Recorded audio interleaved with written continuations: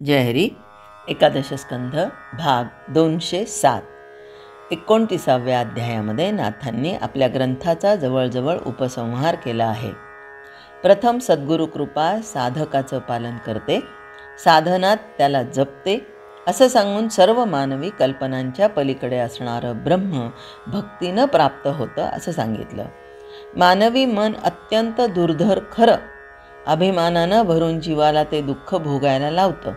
पण सर्वांच्या हृदयात राहणारा भगवंत शरणांगतीला वश होतो आणि भक्तासाठी लीला विग्रही होऊन हीन कर्म देखील करतो. अंतर्यामी स्वस्वरूपानं विलासणारा आणि बाहेर सद्गुरू रूपानं दिसणारा भगवंत सर्वथा भक्ताधीन असल्यानं त्याचे अनन्य भजन करावे, त्याचं वैभव वाढवावं, त्याचं अनुसंधान ठेवायला शिकावं, पवित्र देशी सत्संगती करावी. भगवंतावर मनापासून प्रेम केलं तर चित्तवृत्ती शुद्ध होत जाते, त्यातून अभेद भक्ती उत्पन्न होऊन आत्मज्ञान पायास लागतं. उच्च नीच प्राण्यांमध्ये एक हरी ओवलेला पाहणं ह्याचं नाव भक्ती होय. अभिमान आणि मानाची अपेक्षा सोडून देऊन सर्वांना ब्रह्मभावानं पाहावं, भगवत भावानं लोटांगण घालावं. हे साधल्यावर पुढे भगवत भाव देखील विरून जातो. नाथ महाराज म्हणतात की या ग्रंथात आत्मज्ञान आणि ब्रह्मज्ञान सांगितलं असून त्याबद्दलच्या अनेक संशयांचं निराकरण केलं आहे. सर्व कर्म कृष्णार्पण करणं हीच सद्बुद्धी होय. सद्बुद्धीनं निष्काम कर्म घडतं. निष्काम मनुष्य अनन्य भक्त होऊ शकतो. अनन्यतेपासून नित्य वस्तूची गाठ पडते. म्हणून कायेनं, वाचेनं आणि मनानं हे साधन करावं. ग्रंथ मनापासून श्रवण करावा. पण श्रवणानंतर मनन अतिशय अवश्य आहे, कारण मननाचं पर्यवसान आत्मज्ञानात होतं. नास्तिकापेक्षा सकाम भक्त बरा. सकाम भक्त जर अनन्य होईल तर त्यातून निष्कामता उदय पावेल. भक्ताला भगवंत हाच चारी पुरुषार्थ होतो. हे सर्व ज्ञान ऐकून उद्धवाला अष्टसात्विक भाव आले आणि त्यानं भगवंताजवळ मुक्तीवरील भक्ती मागितली. भगवंतानं त्याच्या मनाप्रमाणे केलं. आपला अंतकाळ समीप आला हे जाणून उद्धवाला बद्रिकाश्रमी धाडलं. तिथं जाऊन लोकसंग्रह करावा आणि अनेक लोकांना परमार्थाला लावावं असं सांगितलं. श्रीकृष्णाला सोडून जाताना उद्धवाला फार वाईट वाटलं. पुढे श्रीकृष्णाच्या पायाला बाण लागतो आणि तेवढ्यात मैत्रेयाला उपदेश करून तो स्वतःच्या निर्याणाला तयार होतो. आणि अध्याय कोणताही असो त्यामध्ये नाथ महाराज सद्गुरूंचं महत्त्व आधी देतात आणि मग त्या अध्यायाला सुरुवात करतात.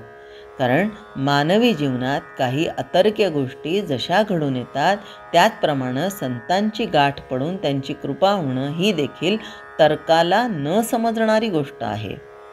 ज्याच्यावर ती कृपा होते त्याला देखील ती तशी का होते हे सांगता येत नाही, परंतु जाणता साधक त्या कृपेला मनापासून शरण जातो आणि मग ती त्याला मातृभावानं जपते. तिचं वर्णन नाथ महाराज इथे करतात. ओंकाररूपी दयासागर श्री सद्गुरूंना नमस्कार असो. त्याच्या कृपेला अंतपार नाही. त्या कृपेनं जीवाचं जीवपणच धर्म सोडून तो त्याला शिव बनवतो. ती कृपा विलक्षण आहे.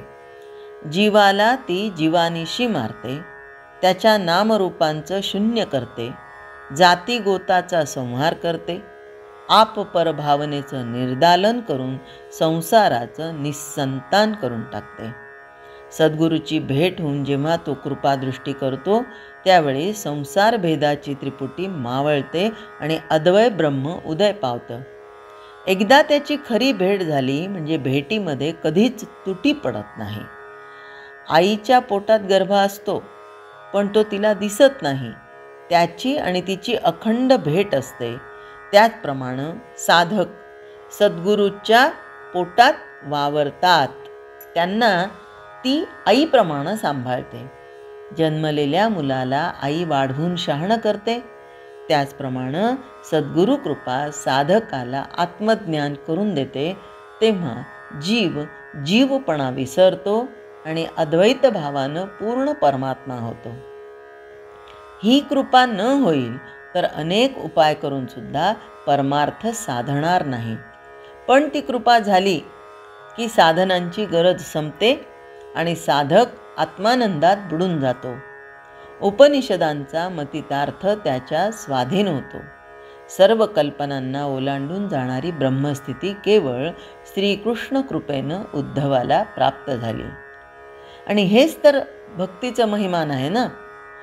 परमात्म्य वस्तू सामान्य माणसाच्या कक्षेमध्ये येऊ शकत नाही.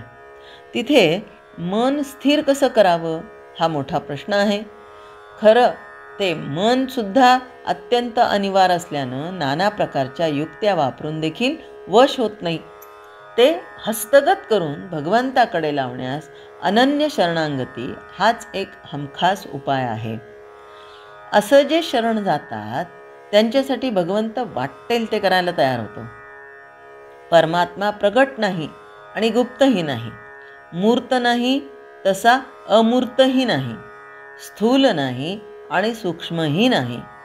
त्याला आहे म्हणता येत नाही आणि नाहीही म्हणता येत नाही. त्याच्या ठिकाणी पाहते आणि पाहणे दोन्ही नाहीशी होतात. जे दिसतं तेच ब्रह्म म्हणावं तर ते नामरूपानं भरलेली माया होईल. बरं, ते नाहीच म्हणून सोडून द्यावं तर साधकाची नागवण होईल. अशा स्वरूपाच्या ठिकाणी साधकानं आपलं मन तरी कसं स्थिर करावं?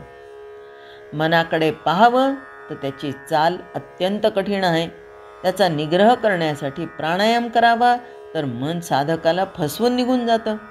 कोणी गिरीकंदरात राहून एकांतात आसन घालून मन आवरण्याबद्दल मोठी सावधगिरी बाळगतात, पण त्यांनाही ठकवून चपळपणानं मन केव्हाच निघून जातं.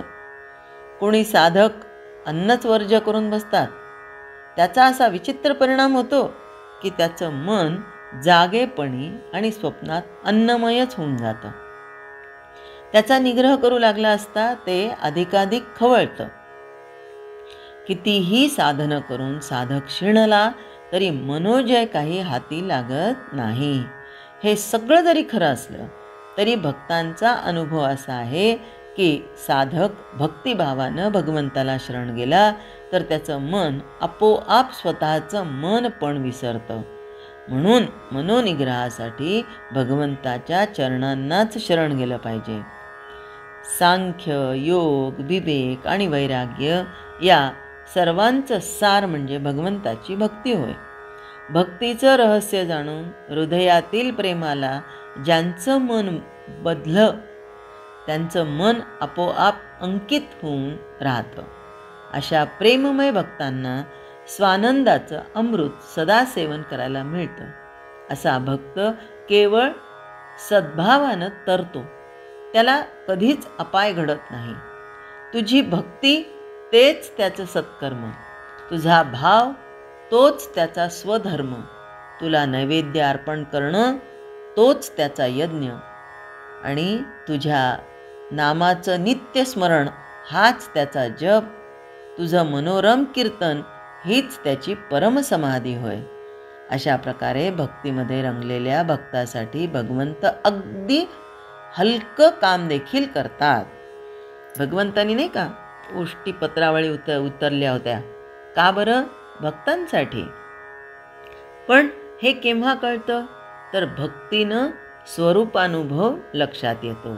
आता तो कसा?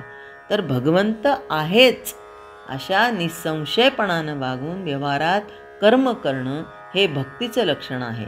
प्रपंच म्हणला म्हणजे सुखदुःखाचे अनुभव आल्याशिवाय राहत नाहीत. परंतु भगवंताचा महिमा ज्याला कळला त्याचं मन प्रपंचातील हेलकाव्यांनी विचलित होत नाही. ते प्रेम संपादन करण्यास भगवंताचं अनुसंधान ठेवावं लागतं. अभ्यासानं ते साध्य होतं. पवित्र देशी राहून सत्संगती करावी.